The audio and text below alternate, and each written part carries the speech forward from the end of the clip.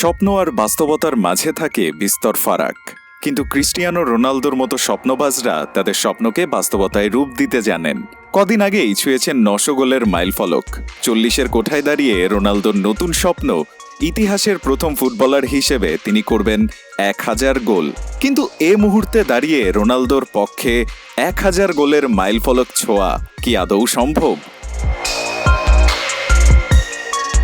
বয়স আর পারফরম্যান্সের বিচারে রোনালদোর ক্যারিয়ার বিশ্লেষণ করলে দেখা যাবে শুধুই বৈপরীত্য।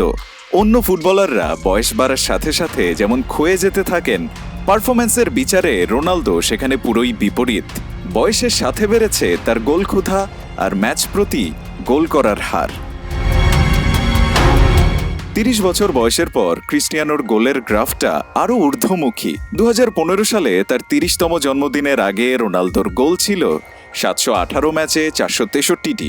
30-এর পর তিনি 437 গোল করেছেন মাত্র 518 ম্যাচে। এ 9 বছরে তার ম্যাচ প্রতি গোল 0.83 হারে। এই গড়ে গোল করলে 1000 গোলের মাইলফলকে পৌঁছাতে রোনালদোর ম্যাচ লাগার কথা 120টি। CR7-এর ক্লাব আল নাসের এক মৌসুমে কমপক্ষে 45টি ম্যাচ খেলে। সৌদি কাপ আর এশিয়ান চ্যাম্পিয়ন্স লিগে জায়গা করে নিতে পারলে সংখ্যাটা আরও বাড়বে। সঙ্গে রোনালদো যদি পর্তুগাল দলেও খেলে যান, আগামী 3 বছরে ইউএফএ নেশনস লিগ, বিশ্বকাপ বাছাই, এমনকি 2026 বিশ্বকাপের ম্যাচও পাবেন। রোনালদোর শারীরিক যে সক্ষমতা, তাতে আরও 3 বছর তিনি খেলবেন অনায়াসে। 3 বছরে ম্যাচ পাবেন 110 থেকে 120টি।